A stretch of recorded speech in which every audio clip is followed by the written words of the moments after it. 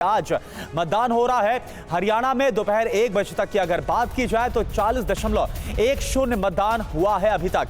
राज्य की सभी 90 सीटों पर मतदान जारी है। 2 करोड़ से ज्यादा मतदाता अपने मताधिकार का इस्तेमाल कर रहे हैं। और ये देखिए तस्वीर भी हम आपको दिखा रहे हैं हरियाणा के पूर्व सीएम भूपेंद्र सिंह हुड्डा जो आपको नजर आ रहे हैं, जिन्होंने अपने वोट कास्ट किया। और इसी तरह से तमाम जो कांग्रेस और बीजेपी के दिग्गज और तमाम दूसरे दलों के दिग्गज नेता हैं, वो सभी सावित्री जिंदल, ये देखिए आपको तस्वीरें में नजर आ रही हैं, जिन्होंने अपना वोट कास्ट किया। इस बार इंडिपेंडेंट वो चुनाव में उतरी हुई है। और इस तरह से केंद्रीय मंत्री मनोहर लाल खट्टर की बात करें और साथ साथ उन्होंने बतौर सीएम हरियाणा की कमान भी संभाली है। उन्होंने किस तरह से अपने वोट का इस्तेमाल किया करनाल में, ये तमाम जो तस्वीरें हैं वो इस वक्त आपके सामने है। तो हरियाणा की सभी 90 सीटों पर मतदान जारी है।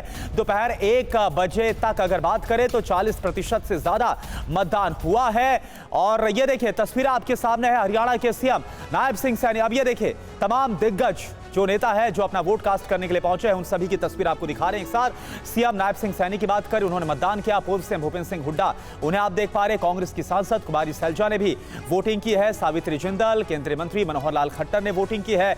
अजय सिंह चौटाला को आप देख पा रहे हैं, किरण चौधरी, दुष्यंत चौटाला, नवीन जिंदल, योगेश्वर दत्त, बबीता फोगाट और मनु भाकर के मतदान के वक्त की जो तस्वीरें हैं वो इस वक्त हम आपको दिखा रहे हैं। और वहीं आईएनएलडी के नेता अभय चौटाला ने टीवी9 से खास बातचीत की और इस बातचीत में कहा कि उनकी पार्टी हरियाणा में सरकार बनाएगी। चौटाला ने बीजेपी और कांग्रेस पर धोखा देने का आरोप लगाया और कहा कि बीजेपी इस बार सत्ता से बेदखल हो जाएगी। ये बदलाव है और बड़ा बदलाव आएगा। हम सरकार बनाएंगे, सरकार बनेगी। लेकिन सर कांग्रेस किस आधार पर दावा कर रही है कि लड़ाई सिर्फ बीजेपी और कांग्रेस के बीच में है? वो कह रहे हैं कि क्षेत्रीय दलों को वोट ना दें। राहुल गांधी भी आए थे, उन्होंने कहा कि छोटे दल जो हैं वो बीजेपी के कंट्रोल में हैं, इनको वोट ना दें, वोट खराब ना करें। हम क्षेत्रीय दल नहीं, रीजनल पार्टी नहीं है, हम तो ओरिजिनल पार्टी है।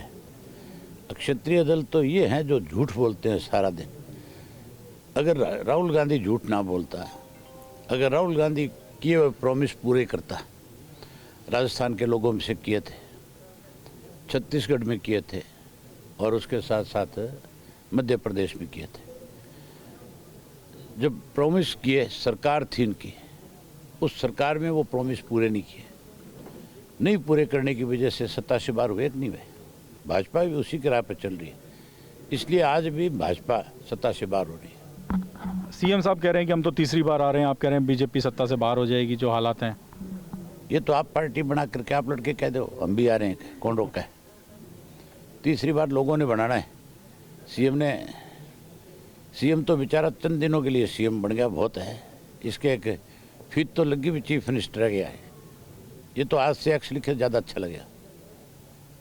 अच्छा सर, नशे का मुद्दा आप उठाते रहे हैं, खासतौर पे सिरसा और आसपास के इलाके जो पंजाब से सटे हुए हैं। आपने कहा कि नशा यहाँ पर, आपको लगता है कि सरकार नशा ख़त्म करने में कामयाब रही है? आप तो कहते ही रहे नशे के खिलाफ आवाज़ उठाते रहे।